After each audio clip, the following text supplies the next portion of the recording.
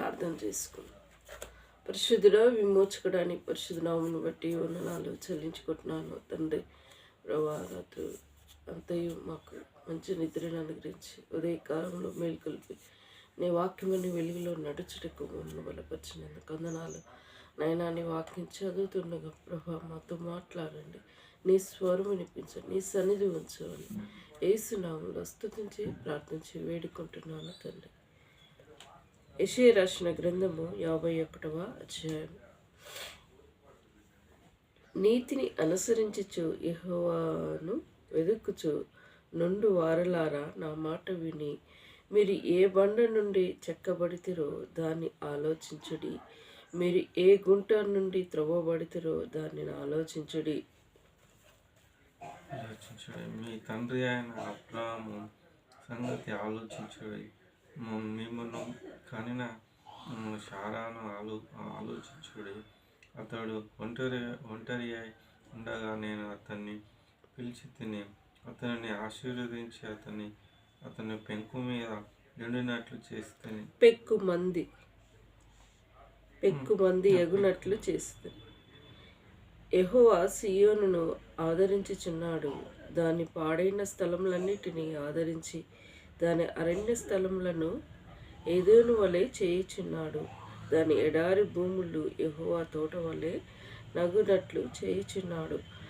ఆనంద సంతోషములను కృతజ్ఞతాస్తుతియు సంగీత గానములు దానిలో వినబడును. 4. నా ప్రజలారా నా మాటలు ఆలకించుడి, నా జనులారా నా చెవి యొగ్గి వినుడి. ఉపదేశం నా యొద్ద నుండి బయలుదేరును, జనములు వెలుగుగా కలుగునట్లుగా నా విధిని నియమింతును.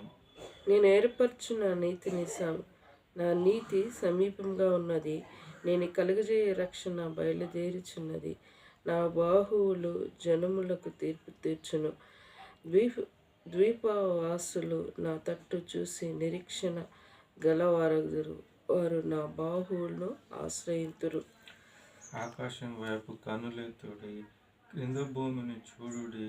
అంతరిక్షము పొగవలే అంతర్ధానమగును, భూమి వస్త్రం వలె నలిగిపోవును, పాతగిలిపోవును. అందలి వాసులు అటువలే చనిపోదురు. నా రక్షణ నిత్యముండును, నా నీతి కొట్టివేయబడదు. నీతి అనుసరించు వారలారా, నా మాట వినుడి. నా బోధను హృదయమందుంచుకున్న జనులారా ఆలకించుడి. మనుషులు పెట్టు నిందకు భయపడకుడి, వారి దూషణ మాటలకు దిగులు పడకుడి. వస్త్రమును కొరికివేయినట్లు చిమట వారిని కొరికివేయును, బొద్దింక కుర్రబొచ్చును కొరికివేయునట్లు వారిని కొరికివేయును. అయితే నీతి నిత్యము నిల్చును, నా రక్షణ తరతరములుండును. యెహోవా బాహువా లెమ్ము, బలము తొడుగు కొమ్ము. పూర్వకాలంలో పురాతన తరములోను లేచినట్లు లెమ్ము. రాహాబు తుత్తీనీయులుగా నరికివేయువాడవు నీవే కదా, మకరమును పొడిచినవాడు నీవే కదా. అగాధ జలముల గల సముద్రమును ఇంకిపోజేసిన వాడవు నువ్వే కదా. విమోచింపబడిన వారు దాటిపోనట్లు సముద్ర అగాధ స్థలములను త్రోవగా చేసేవాడవు నువ్వే కదా. యెహోవా విమోచించిన వారు సంగీత నాదముతో సీయోనుకు తిరిగి వచ్చెదరు. నిత్య సంతోషం వారి తల మీద ఉండును, వారు సంతోష ఆనందం గలవారగుదురు, దుఃఖమును నిట్టూర్పును తొలగిపోవును. నేనే మిమ్మను ఓదార్చువాడను, చనిపోవు నరునికి తృణమాత్రుడగు నరునికి ఎందుకు భయపడదు. బాధపెట్టువాడు నాశనం చేయుటకు సిద్ధపడినప్పుడు వాని క్రోధమును బట్టి నిత్యం భయపడచ్చు. ఆకాశంలో వ్యాపింపజేసి భూమి పునాదులను వేసిన యెహోవాను, నీ సృష్టికర్తమైన యెహోవాను మరతువా? బాధపెట్టువారి క్రోధము ఏమాయను? కృంగబడిన వాడు త్వరగా విడుదల పొందును, అతడు గోతిలోనికి చనిపోవాడు అతనికి ఆహారం తప్పదు. నేను నీ దేవుడైన యెహోవాను. సముద్రం యొక్క కెరటంలు ఘోషించినట్లు దాని రేవువాడు నేనే. సైన్యములకు అధిపతి యెహోవా అని ఆయనకు పేరు. నేను ఆకాశంను స్థాపించినట్లును భూమిని పునాదులు వేయినట్లును నా జనులను ఏవి సియోనుతో మాట్లాడినట్లును నా నోట నా మాటలు వచ్చి నా చేతి నీడలో నేను కప్పి ఉన్నాను. యెరూషలేమా లెమ్ము లెమ్ము, యెహోవా క్రోధ పాత్రను ఆయన చేతి నుండి పుచ్చుకొని త్రాగుదానా. తూలిపడజేయు పాత్రలో నీదంతటిని త్రాగిన దానా నిలువుము. 18. ఆమె కనిన కుమారులందరిలో ఆమెను దారి చూపుగలవాడెవడు లేకపోయాను. ఆమె పెంచిన కుమారులందరిలో ఆమె చేయి పట్టుకుని వాడెవడు లేకపోయాను. ఈ 2 అపాయములు నీకు సంభవించెను. నిన్ను ఓదార్చగలవాడెక్కడ ఉన్నాడు? పాడు నాశనం కరువు ఖడ్గం నీకు ప్రాప్తించెను. నేను నిన్నెట్లు ఓదార్చుదును? నీ కుమారులు మూర్ఛిల్లుచున్నారు. దుప్పి వలలో చిక్కబడినట్లు వీధులన్నిటిలో చివరలో వారు పడి ఉన్నారు. యెహోవా క్రోధంతోనూ నీ దేవుని గద్దింపుతోనూ వారు నిండి ఉన్నారు. ద్రాక్షారసం లేక మత్తురారులై శ్రమపడిన దాన నా మాటలు వినుము. నా ప్రభువు యెహోవా నీ జనముల నిమిత్తము వ్యాజ్యమాడుము. నా దేవుడు ఇలాగ సెలవిస్తున్నాడు. ఇదిగో తూలిపడు చేయు పాత్రగా నా క్రోధ పాత్రను చేతి నుండి తీసివేయి ఉన్నాను. నీవికను నా దానిలోని త్రాగదు. నిన్ను బాధపరచు వారి చేతిలో దాన్ని పెట్టెదు. మేము దాటిపోవునట్లు కిందికి వంగి సాగిలపడుమని వారు నీతో చెప్పగా, నీవు నీ వీపును దాటువారిని దారిగా చేసి నేలకు దానిని వంచితివి కదా. వారికే ఆ పాత్రను త్రాగనిచ్చేదు. ఇందులో మనం రెండు విషయాలు చూసుకొని వచ్చేద్దాం. మరి చూసుకుంటే ఫస్ట్ నుంచి మరి అబ్రహాము గురించి చెప్పబడుతూ ఉన్నది. 2వ వచనము, మీ తండ్రి అయిన అబ్రహాము సంతతి ఆలోచించుడి, మిమ్మును కడిన శారాను ఆలోచించుడి. అతడు ఒంటరి అయి ఉండగా నేను అతన్ని పిలిచి తిని అతన్ని ఆశీర్వదించి అతనికి పెక్కు మంది తగినట్లు చేసి తిని. మరి అబ్రహాం జీవితంలో చూసినప్పుడు అతనికి పిల్లలు ఉండరు. చాలా ఆస్తి సంపద చాలా ఉంటుంది. తన హృదయం అందు నొచ్చుకుంటూ ఉంటాడు. నా ఆస్తి నా సహోదరులకి వెళ్ళిపోతుంది, వాళ్ళ పిల్లలకి వెళ్ళిపోతుంది. ఎంత ఏదేమైనప్పటికీ తన ఆస్తి అనుభవించడానికి నాకు ఒకంటూ కుమారుడైనా ఉంటే బాగుండని తన హృదయంలో నొచ్చుకుంటూ అనుకుంటూ ఉండేవాడు. అయితే దేవుడు వాగ్దానం చేస్తూ ఉంటాడు. వాగ్దానం చేసి ఆ వాగ్దానం ఎప్పుడు నెరవేరుస్తాడంటే 99 సంవత్సరాలు పడినప్పుడు శారా ఆ వాగ్దానం చూసి, ఏంటి ఇది ఇప్పుడు మేము పిల్లలు కానీ చేస్తామా అని అంటారు. వృద్ధాప్యంలో అంటే శారాకి ఏంటి తన గర్భం అది అయిపోయినది. మరి నేను ముసలివాడినైన మేము ఇప్పుడు పిల్లలకి అంటామా అని అన్న సమయంలో వారికి ఇచ్చిన వాగ్దానము దేవుడు నెరవేర్చుకుంటూ వచ్చాడు. మరి చూసావా, దేవుడు శారాను చూడండి, అబ్రహాము మీ తండ్రి అయిన అబ్రహాం సంతతి ఆలోచించుడి, మిమ్మును కడిన శారాను ఆలోచించుడి. అతడు ఒంటరి అయి ఉండగా నేను అతన్ని పిలిచి తిని అతన్ని ఆశీర్వదించి అతని పెక్కు మంది ఎగునట్లు చేసేది. దేవుడు అబ్రహాము శారాలని దేవుడు ఆశీర్వదించాడు. ఒంటరైన వాళ్ళని పెక్కు మంది అయ్యేటట్టు ఆశీర్వదించాడు. 99 ఏళ్ళైన అబ్రహాము శారాలకి వారికి దేవుడిచ్చిన వాగ్దానము నెరవేర్చాడు. మరి మనం ఏమనుకుంటాము, మానవ రూపిగా అబ్రహాం శారాలు ఉన్నవారు, కానీ దేవుడు కార్యం చేశాడు. అది దేవుడు చేస్తాడు అంతే. ఇంకా దేవుని మాటలు చూసుకుంటూ వస్తూ ఉంటాయి ఇక్కడ. మరి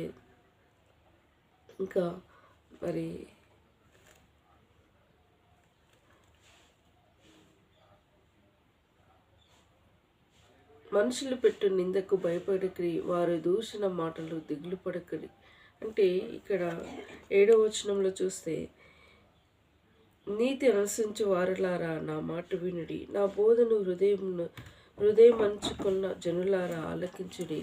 మనుషులు పెట్టు నిందకు భయపడకరి, వారి దూషణ మాటలకు దిగులు పడకరి అంటారు. ఈ లోకంలో మనకు ఎన్నో బాధలు, నిందలు, అవమానాలు, మరి దూషణలు కొందరు దూషిస్తూ ఉంటారు, శపిస్తూ ఉంటారు. నువ్వు చావగలరా, నువ్వు బతకగలరా, శాపనార్థాలు మన నోటుకుండా వస్తూ ఉంటారు. ఆ మాటలు విన్నప్పుడు మనిషికి చాలా బాధ అనిపిస్తుంది, హృదయంలో నొప్పించే బాట అనిపిస్తుంది. కొన్ని సందర్భాల్లో ఎన్ని విధాల మనిషి కొట్టే చావటానికి ఆస్కారం ఉంటుందేమో, కానీ మనిషి మాటతోనే చనిపోతూ ఉంటాడు. ప్రతి వ్యక్తి భయంకరమైన మాట అంటుంటే ఆ మాట విన్నప్పుడు చచ్చిపోతే విధంగా ప్రవర్తిస్తూ చచ్చిపోయే విధంగా అనిపిస్తూ ఉంటుంది. ఆ విషయంలో ఆ మాటకే చచ్చిపోయిన వారంగా అయిపోతూ ఉంటాం. దేవుడు ఏది ఏమైనప్పటికీ ఆయన బిడ్డలకి ఆయన కృప, శక్తిని, బలమును ఇస్తూ ఉంటారు. అందుకే మత్తయి రాసిన గ్రంథంలో ఆయన అంటూ ఉంటారు ఏమని, 5వ అధ్యాయంలో కొన్ని మాటలు ఒక్క వచనము చూసుకుందాం. మత్తయి రాసిన గ్రంథము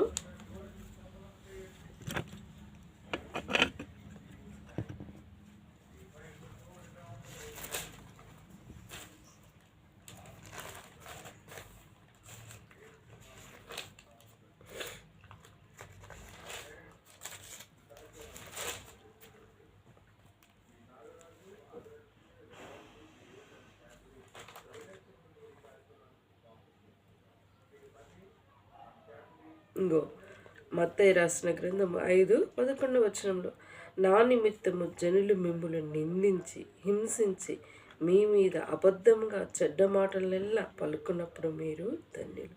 సంతోషించి ఆనందించుడి, పరలోకమందు మీ ఫలము అధికమవును. ఇలాగ మీరు మీకు పూర్వమందున్న ప్రవక్తలు హింసించరు. మన ప్రవక్తలను మనల్ని హింసించి అని గుర్తు చేసి ఇక్కడ ఒక మాట మాట్లాడుతూ వస్తూ ఉన్నాడు. మిమ్మల్ని ఎవరైనా దూషించినప్పుడు, మిమ్మల్ని హింసించినప్పుడు, ఎవరైనా మిమ్మల్ని చెడ్డ మాటలు పలికినప్పుడు మన మాట సంతోషించాలి. చెడ్డ మాటలు పలికితే సంతోషించడం ఏంటి మాట? మనకు ఆ బాధ మాట విన్నప్పుడు బాధ అనిపిస్తుంది, ఏడుపు వస్తుంటుంది, తట్టుకోలేము. ఏంటి ఇంత భయంకరమైన మాట, తట్టుకోలేము అనిపిస్తుంది. కానీ దేవుడు సంతోషించడి అని అంటూ ఉంటారు.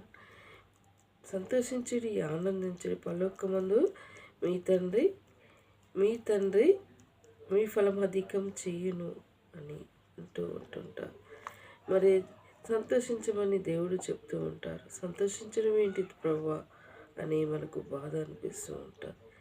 దేవుడు ఇంకొక ఆడ చెప్పబడుకుంటూ వస్తుంటే, ఈ మాటలన్నీ పరలోకమందున్న మీ తండ్రి మీకంటే ముందుగా నన్ను అన్నారని మీరు ఎరగరా అని మాట్లాడుతూ ఉంటారు. మరి మత్తయిలో ఇలా మాట్లాడను, మార్కులో ఏ విధంగా ఈ మాటలు అన్నప్పుడు మీకంటే ముందుగా నన్ను అన్నారని మీరు తెలుసుకోండి అని అంటూ ఉంటారు. దేవుడు ఇక్కడేమో ఈ మాట మాట్లాడను, అక్కడేమో ఆ మాటలు మాట్లాడుకుంటూ వస్తుంటారు. అంటే ఫస్ట్ మిమ్మల్ని అన్నారని మీరు ఫీల్ కాకండి, మీలో ఉన్న దేవుణ్ణి అన్నారని మీరు అనుకోండి. దేవా మనకు అనిపిస్తూ ఉంటుంది, ఏంటి ప్రభువా ఈ మాటలు ఎట్లా అన్నారు, ఏంటి ప్రభువా ఇలా అన్నారు అని మన మనసు బాధ వేదనతో ఉంటుంటుంది. మరి దేవుడు ఆ విషయం మాట్లాడినప్పుడు నాకు కొంచెం అనిపిస్తుంటుంది, నిన్నంటున్నారు కదా ప్రభువా, నిన్నంటున్నారు. మనం ఏమనుకుంటాము, మన అంతరంగంగా బాధతో ఉండి క్షమించు ప్రభువా అని మనం ప్రార్థన చేస్తాం. మరి అక్కడ కోరేది ఏముంటుంది, ఈ బాధ జరిగింది ప్రభా, ఆ మాట నన్ను చంపేసేంత మాటతో అన్నాడు ప్రభా, నాయన మరి నాకు ఆదరణ దయచేయండి, ధైర్యం దయచేయండి.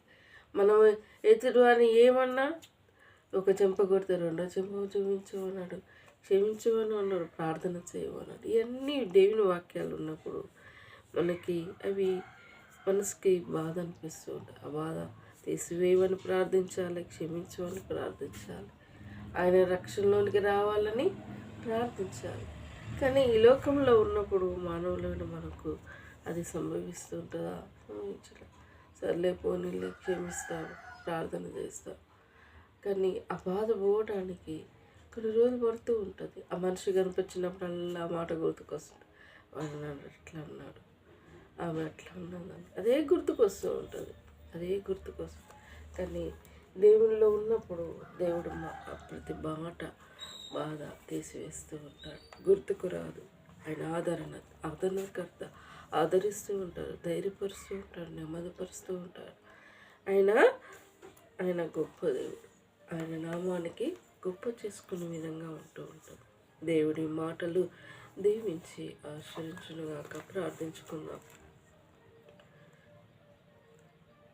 కళ్ళు మూసుకో. పరిశుద్ధుడా, విమోచకుడా, నీ పరిశుద్ధమైన నామాన్ని బట్టి వందనాలు చెల్లించుకుంటున్నాను తండ్రి. ఉదయకాల సమయంలో ప్రభా, నువ్వు మాకు చక్కటి వాక్యమును వినిపింపజేశావు నాయన. మరి నా దైవ యెషయా రాసిన గ్రంథము మరి 51వ అధ్యాయంలో చూపబడిన రీతిగా దేవా, మరి దైవజనుడు అబ్రహాము విషయంలో తన జీవితంలో నాయన మరి ఎప్పుడో చేసిన వాగ్దానం, తన ఉడిగిన వయసులో దేవా తనకు సంతానం ఇచ్చావు ప్రభా. లెక్కలేనంత మందిని అబ్రహాంకి విస్తరింపచేసే సంతానంగా ఇచ్చావు. నిజమే, మీరు అబ్రహాముకి అబ్రహాము విశ్వాసులకు తండ్రి అని పేరు పెట్టబడింది తండ్రి. మాకు తండ్రి అయిన దేవుడు అయిన ఆయా అన్ని విషయాల్లో మా పితరులని మాదిరిగా ఉంచావు దేవానికి వందనాలు. దయగలనైనా మరి ఇంకో మాట కూడా గుర్తు చేసావు. మేము ఎవరైనా హింసించినప్పుడు, బాధ పెట్టినప్పుడు మీకంటే ముందుగా నన్ను అన్నారని మీరు తెలుసుకోండి చెప్పబడినావు. మా బాధను, మా వేదనను భరించే దేవుడు నువ్వు తప్ప ఈ లోకంలో ఎవరు నాయన జ్ఞాపకం చేసుకోండి. ఉదయకాల సమయంలో దేవా, నీ పాదాల సన్నిధికి వస్తున్నాను. ఇంటి ద్వారా వచ్చే మహిమను దుష్టుడు దొంగిలించకుండా కంచి వేయమని ప్రార్థిస్తున్నాను. అన్నిటికంటే ముఖ్యంగా ఈ వాతావరణం, మంచుతో కూడిన వాతావరణం, చలితో కూడిన వాతావరణం, ఈ వాతావరణం పడక దేవా మరి అనారోగ్య స్థితులు, జ్వరాలు, జలుబులు, ఆయా సంబంధించిన జబ్బులు దేవా మానవునికి సంభవిస్తున్నాయి తండ్రి. జ్ఞాపకం చేసుకోండి దయగలనైన. ఈ బాధ నుండి, ఈ జ్వరాల నుండి, ఈ జబ్బుల నుండి, ఈ పరిస్థితి నుండి కాపాడమని ప్రార్థిస్తున్నాను. దయగలనైనా జ్ఞాపకం చేసుకోండి. చలి తీవ్రత నుండి దేవా మమ్మల్ని ఇంతవరకు కాపాడి నడిపిస్తున్నందుకు వందనాలు. దయగలనైనా జ్ఞాపకం చేసుకోండి. నాన్న విషయంలో ప్రభా, తన అనారోగ్య స్థితి నీకు తెలుసు, తన వ్యర్థమైన అలవాటు నుండి నీకు తెలుసు. విడుదల దయచేయండి, రక్షణ ఆనందం పరిపూర్ణం చేయండి. దేవా జ్ఞాపకం చేసుకోండి. దేవా తను చేసే పనిని, గ్రామంలో సమృద్ధి అయిన నీళ్ళను దేవా నువ్వు ఇస్తున్న విధానం బట్టి వందనాలు. దేవా తన ఆయుష్ను పొడిగించుకుంటూ వస్తున్నావు వందనాలు. మనం కూడా జ్ఞాపకం చేసుకోండి. వారు ఎంతో బలహీనులు, వారి ఆయుష్ను పొడిగించుకుంటూ అనారోగ్య స్థితిలో కాపాడి నడిపించుకుంటూ వస్తున్నందుకు వందనాలు. పొలం కూడా అయా మరి కొంగలు దేవా మరి పొలాన్ని ఏ విధంగా అణచివేయకుండా అని కాపుదల భద్రత ఉంచున్నాయన. మేము ఆ టైంకి అలా వెళ్తూ ఉన్నాం. మేము బైకాడ ఉండి చదువుకునే సమయమును మాకు దీవెనకరంగా సిద్ధపరచున్న యేసయ్య. తమ్ముడు కూడా మరి రైల్వేకి జాబ్కి సిద్ధపడుతున్నాడు నా యేసయ్య. తనను నువ్వు నిలబెట్టమని ప్రార్థిస్తున్నాను. జాబ్ సెలెక్ట్ అయ్యి తనని దీవించి ఆశ్రయించండి ప్రభా. నిన్ను తనకిచ్చిన వ్యక్తిగత వాగ్దానం నువ్వు అత్యధికంగా ఆశీర్వదిస్తానను ప్రభా. తన జీవితం ఆశీర్వాదానికి పాత్రుడిగా ఎన్నిక చేయమని ప్రార్థిస్తున్నాను తండ్రి.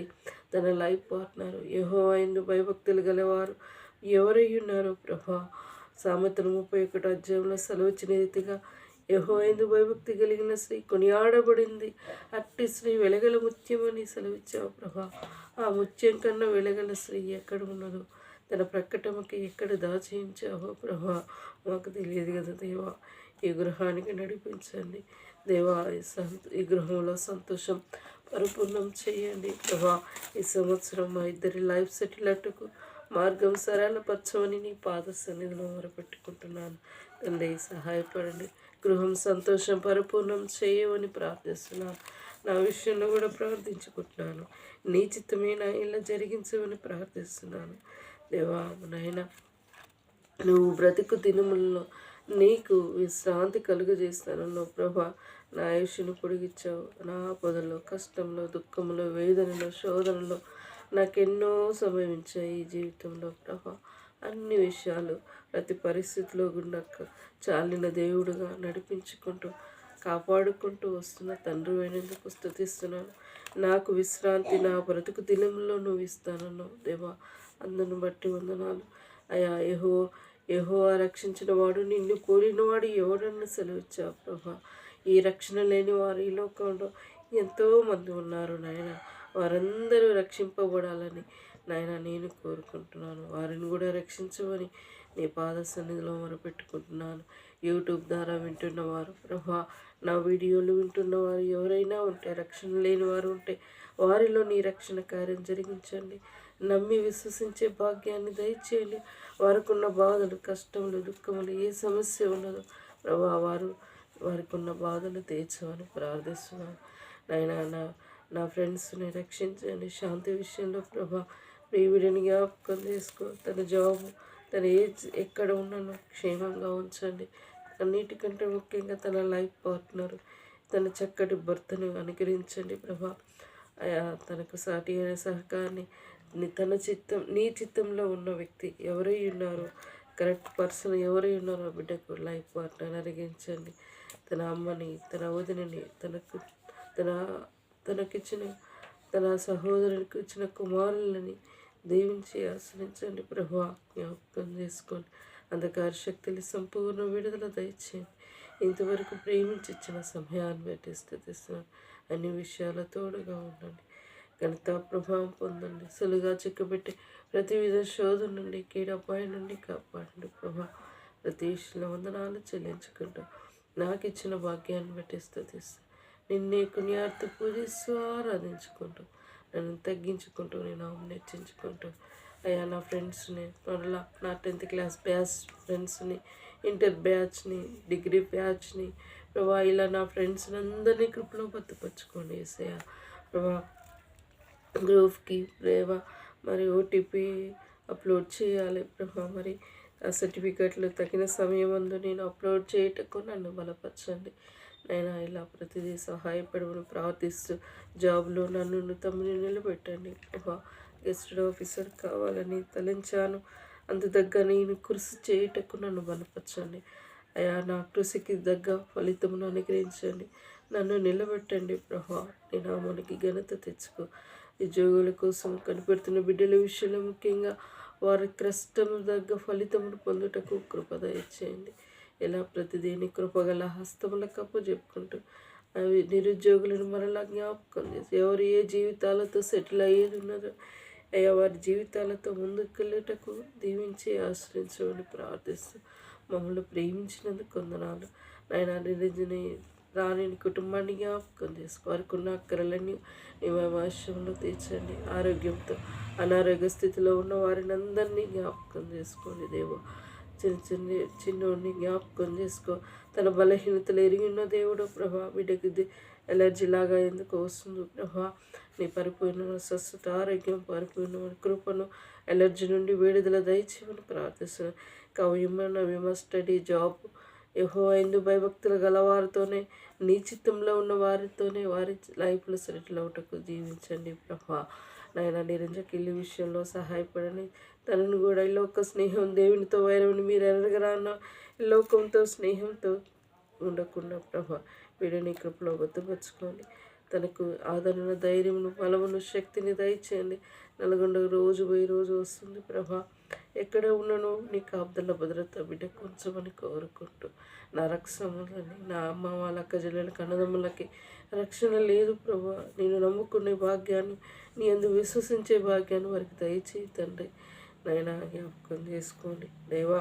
ఇంతవరకు ప్రేమించి ఇచ్చిన సమయాన్ని బట్టి స్థుతిస్తూ తొలై గ్రామాన్ని కూడా రక్షించమని కోరుకుంటూ నాకు ఇచ్చిన భాగ్యాన్ని బట్టి స్థుతిస్తూ తగ్గించుకుంటూ నేను నామనిచ్చించుకుంటూ యేసయ్య నామములో స్తుతించి ప్రార్థించి వేడుకుంటున్నాను తండ్రి. యేసు రక్తమే జయం, సిల్వ రక్తమే జయం. యేసున సంపూర్ణ విజయం కలుగునుగాక. అపవాది క్రియల అనంతం నాశనమగునుగాక.